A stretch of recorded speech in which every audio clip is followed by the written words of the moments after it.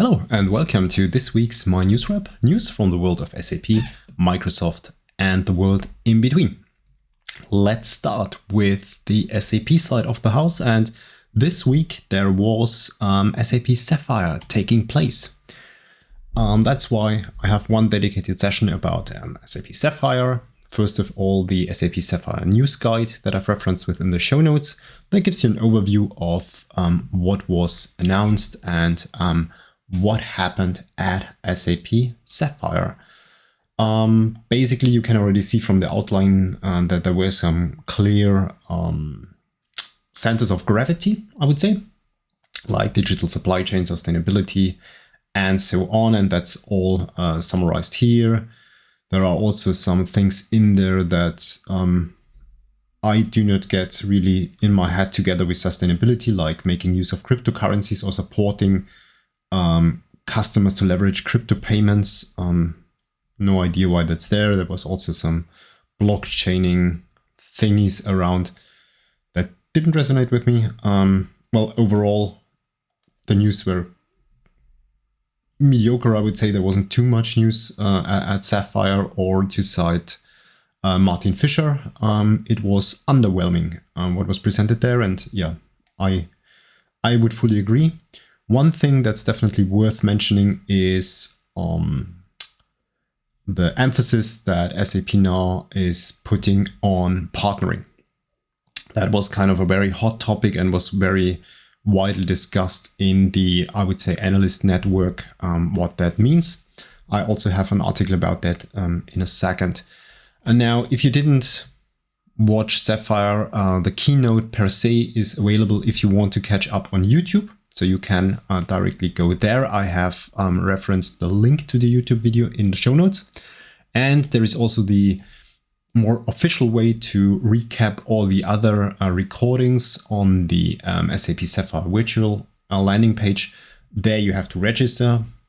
No idea why, but you have to. And then you can watch all the recordings that are available there and are available on demand. I think that's a fraction of what was given at SAPPHIRE, but at least something. And as usual, as an aftermath after SAPPHIRE, there is a lot of discussion in the analyst networks, in newspapers, and I have referenced one article from the Handelsblatt, German article, about this topic that I mentioned before, partnering, why this will become so important for SAP. I think it was important all the time, and there is a huge partner ecosystem, but now during this SAPPHIRE, there was really a huge stress on that topic. And of course, there are also several other discussions around the personal or opinionated reviews from SAP SAPPHIRE, and I've referenced one from John Reed of Diginomica, who broke up a part of the news from SAPPHIRE in his blog post. I think at the end, when he's doing a wrap up, he's saying that he intentionally left out some topics like supply chain and business network. That was a very big topic during the keynote, at least. And there is also a link somewhere in the end of the blog post that I would also like to bring to your attention, where there is a video show referenced where John Reed and Holger Müller talk about the topics around SAPPHIRE, like Rise with SAP, which of course was another big thingy at that conference. With that, let's switch to the other topics in the SAP area. I have no news from Kima this week, but there are some news around the broader SAP ecosystem. First of all, SAP CodeJam events return. I've referenced the announcement blog post by Thomas Young within the show notes. So these on-site hacking events, they are back now, or they're coming back now. And there is one first event that's taking place in the US, in Newton Square, in the SAP office, together with the American SAP user group, ASAC. Yeah, that's kind of the start again. And there is also some revamping of the presentation of CodeJams within the SAP community that is also highlighted in the blog post there. So that's from my perspective, great to see. Having been at the DSAG Technology Days last week, really missed those on-site events. Then there was also a developer insight survey that took place, I think, at the beginning of this year. And now the results are there. I've referenced the blog post from Thomas Grassel about the takeaways from the developer insight survey. It's a very, very short wrap up. What are kind of the key findings of the survey, or the key results of the survey? And there's also a reference to the survey per se. So you can also directly walk there and walk through the questions and the answers that have been given within the survey. Now with that, let's switch to the Microsoft world, and let's start with serverless.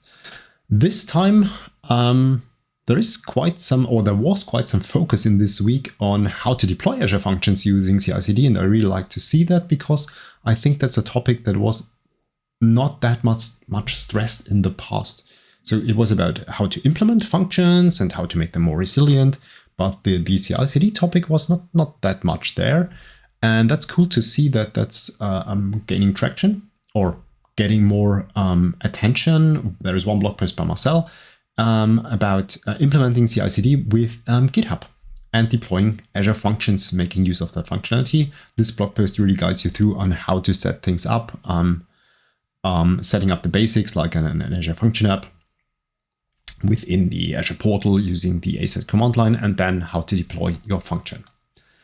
And in the same context, there is a video by Andrew Connell about how to CI/CD infrastructure as code, Azure function apps, and GitHub Actions. I think that's kind of the follow-up of the podcast that I've referenced last week around Azure function apps and how to make CI/CD around there. And this 40-minute video now gives you more walkthrough on those topics with examples, with code examples, and so on. That's really cool. And then from the serverless side this week, there was a big fuss around static web apps because they have their first anniversary. And I've referenced the Web Wednesday video on the static web apps first anniversary celebration, so to say, where Anthony Xu guides you through what are static web apps about, and of course how they evolved over this year, and what are the new functionalities that have been pushed out over the recent weeks. Now, if you want to start with static web apps and you haven't yet started, then there is also a very nice blog post series around introducing static web apps, which is now a 14-part series up to now. Really starting from the very beginning and then moving on to more advanced topics, like, for example, in the last edition, headless CNS and static web apps built with Blazor. So that's really interesting. And there are also two new announcements for Azure static web apps that have been pushed out this week, focusing more on Azure DevOps, which was kind of the, I wouldn't say second-class citizen, but first Azure static web apps were connected with GitHub Actions. And now a lot more functionality is also pushed to Azure DevOps. First of all, the overall support of Azure DevOps is improved with Azure static web apps, especially a seamless integration with the Azure portal. So you can now directly opt in for your deployment as via DevOps and connect that in a very easy, straightforward way. And there is also a second announcement around the build. You can now skip the API builds within your Azure Static Web Apps YAML description build configuration by setting the so-called skip API build flag, which will then skip the API builds when you deploy or build your Azure functions. The static web apps, and the APIs will not be built there. And then another video around the topic, so really quite some stuff around Azure Static Web Apps by Anthony Chu, about deploying Azure Static Web Apps with Azure DevOps in a, let's say, not Hello World setup, namely multi-environment deployment, which is the more realistic way how you would do that. I'm also thinking about the improvements that have been done for Azure Static Web Apps when it comes to the test deployments and the stable URLs there.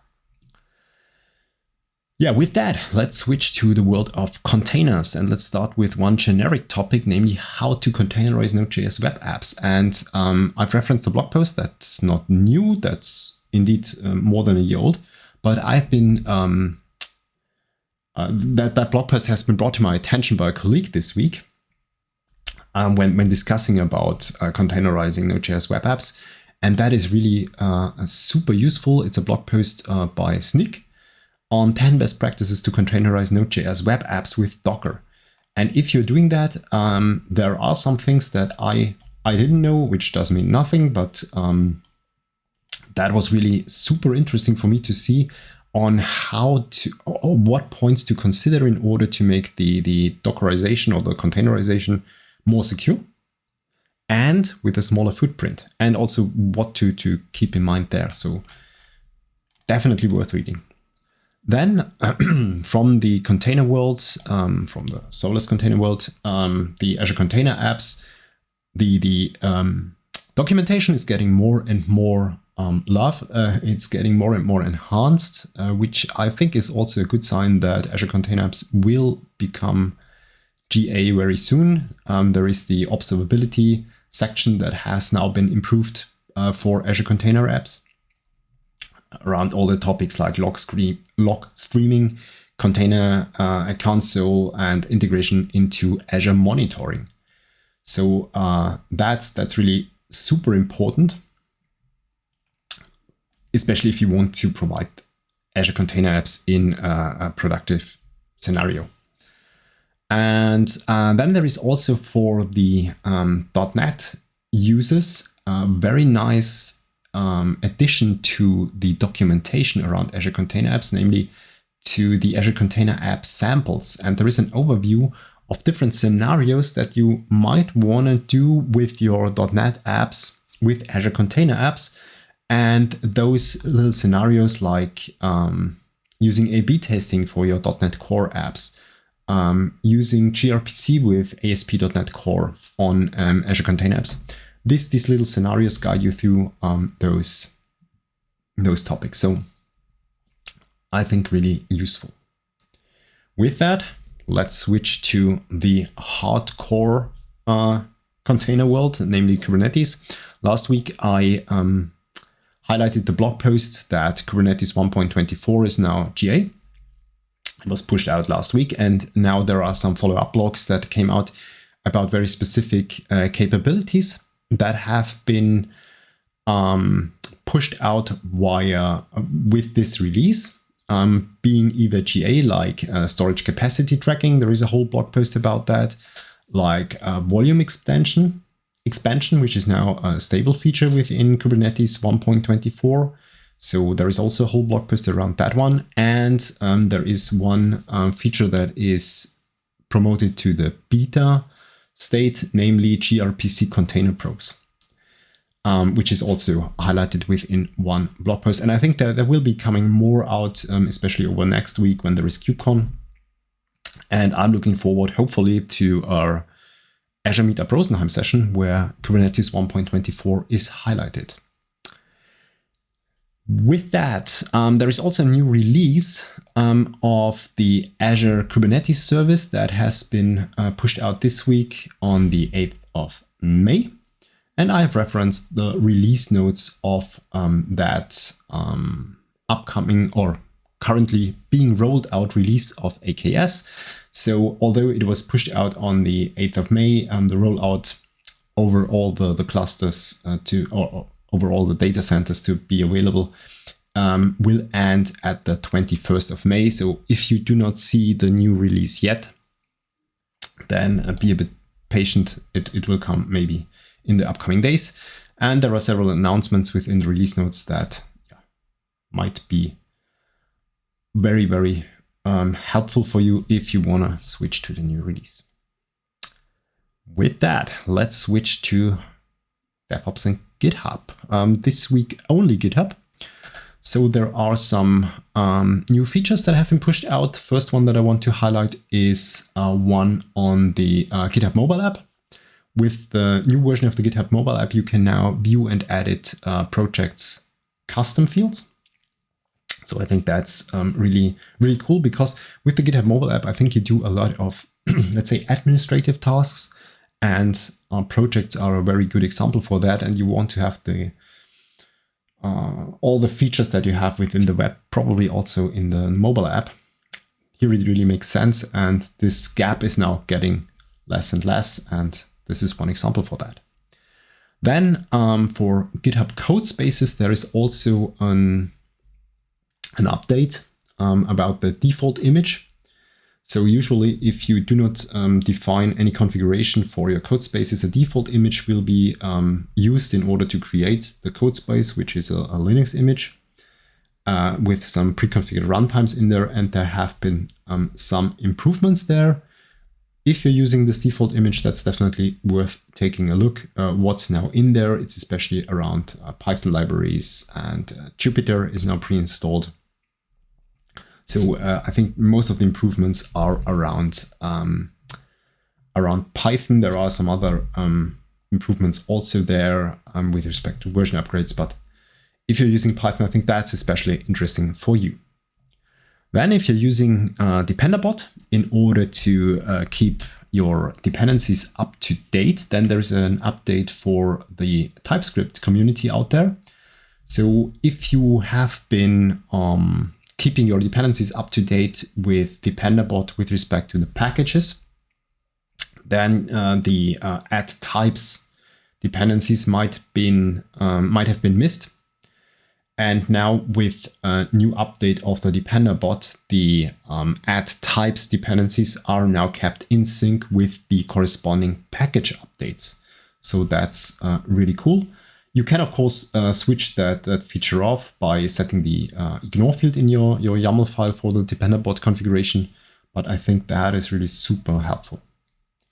Then some other news around GitHub Actions. There is now an enhancement for job summaries, so you can now generate markdown files and publish them as a job summary, which is especially interesting if you do testing within GitHub Actions from my perspective, because then you want to get some more decently formatted information out of those runs. And within the announcement that I've referenced in the show notes, there's also a further link that guides you into the details how to achieve that. And then there is also a beta update for the GitHub hosted runner for Ubuntu. It's now a beta of the version 22.04, which is, I think, the latest long-term support release of Ubuntu. Is available now for GitHub Actions, so you can now specify runs on Ubuntu 22.04, but be aware that's currently beta, so you might face issues there. And then picking up one topic that I've also referenced, I think 2 or 3 weeks ago, with respect to all the topics for, let's say, GitHub Classroom. There is now a very extensive blog post in the educational area of the GitHub blog post collection around how to prepare for the next semester with GitHub Global Campus and Codespaces. And this really gives you a very detailed overview about all the options that you have there with respect to these functionalities that GitHub provides you. And then finishing the GitHub and DevOps topic, one short highlight that I think is super useful that I've seen on LinkedIn by the GitHub GitHub organization that has been posted there. So you can, with the command palette that you can call via Control or Command K, change your theming of GitHub, which is very useful when you do demos. And maybe it's too dark, maybe the light theme might be the right one, maybe the light theme is too shiny, so you want to switch to the dark theme. You do not have to go to settings. You can do that directly via command line and switch that super quickly. So that's, I think, very, very useful, and that's why I've referenced it.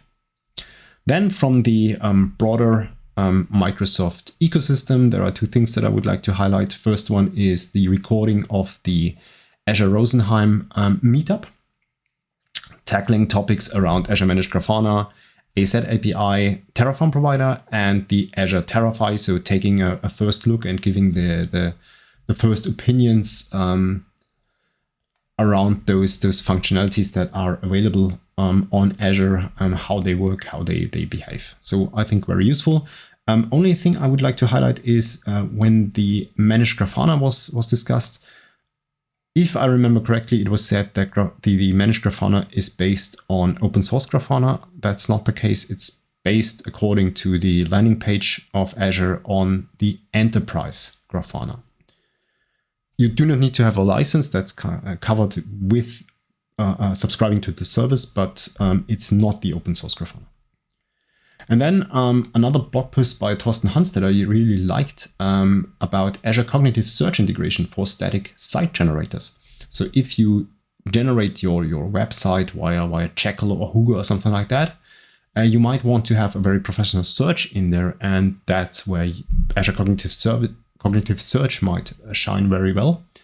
And this blog post guides you through on how to set things up, what's a very good pattern to set things up, with Azure Function as a proxy to call the cognitive services from the website, and also how to set up Azure Cognitive Services and how to do the indexing and all that stuff. So that's quite nice. Then let's go to the world in between, the twilight zone between SAP and Microsoft. First of all, there is a blog post, of course, following up the SAP SAPPHIRE topic. What are the SAP on Azure product announcements? And that's a very long blog post around what has been announced and what's hidden behind the announcement for SAP on Azure. And then there is, as every week, of course, another edition of the SAP on Azure podcast, this time focusing on Microsoft Purview in conjunction with SAP system, how you can use it, how you can leverage that. I'm quite surprised to see Holger Bruchelt as host, because I think he was at SAP SAPPHIRE, and either he's tired like hell when recording that, or he doesn't need any sleep. So nevertheless, great to see another edition there. Number 92, so they are also nearing, like Azure Static Web Apps, an anniversary, the 100th edition. Looking forward to that. And with that, let's switch to education and events. First of all, as usual, now the usual guest on the show, Golo Roden. I really like his contributions, his content that is available on YouTube. And this week he pushed out a 110-minute video on object-oriented programming with JavaScript. So that's really cool. And if you know Golo, within those 110 minutes, you will learn a lot. And then a shorter one about a topic that I think everybody needs, but nobody really ever wrapped their head deeply around, namely IDs, UUIDs, and all the other things that are used or can be used as UUID and the deviations of that one. What are the differences, when to use what? Great video, great 13 minutes. Again, thanks a ton, Golo Roden, for this high quality content. Now, if you're learning, if you want to certify in the Kubernetes area, there is one GitHub repository that I would like to highlight about the Kubernetes and Cloud Native Associate certification. So this new fundamental certification, I would call it. This GitHub repository has a very large collection of resources, of best practices, of go-to areas when you want to prepare for that exam. So that's super helpful. And if you want to go one step further and want to go to the CKAD, so the application developer certification of the CNCF, then I've referenced another blog post by Ididiong Asikpo about how to pass the CKAD exam. Now, this might be a bit catchy, this title. It's about a very important topic when you take that exam, namely, how do you prepare 1 hour before the exam, during the exam, and something like that. Very, very useful information. And I think very important information also, how to deal with the questions, how to prioritize them. So that's super, super cool. Very nice that that was shared. And then some other topics that have happened this week from InnoQ. There is a new edition of the InnoQ podcast with a very important topic from my perspective about sustainable software development. It's available in German, so it's nachhaltige Softwareentwicklung. But I think that's a really important topic. And I think also picking up the Sapphire sustainability topic, also something that perfectly matches there. So I think that's worth listening to. And then one event that's upcoming, of course, Azure Static Web Apps. There is an anniversary event taking place on May the 19th. So if you want to celebrate with the developer community, then you can check in there and enjoy the anniversary for 1.5 hours there.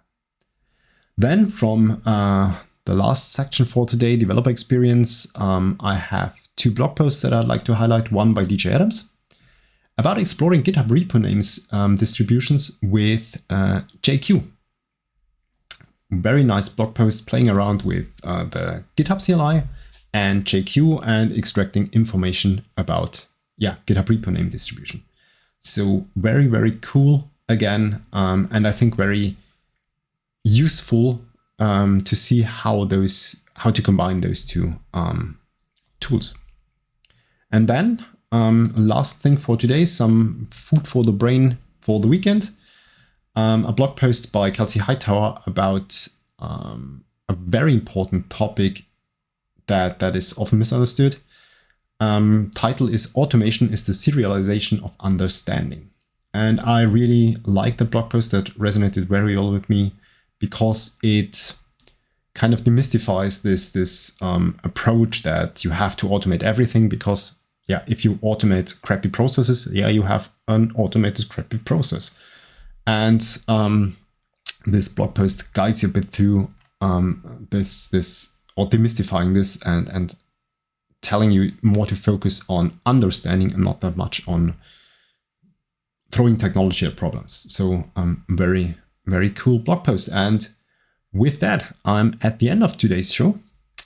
I hope I had some news for you from the different areas, some stuff to catch up, to read or watch over the weekend. And with that, I wish you a nice Saturday, a great Sunday, and a successful next week. See you again next Saturday. Until then, bye.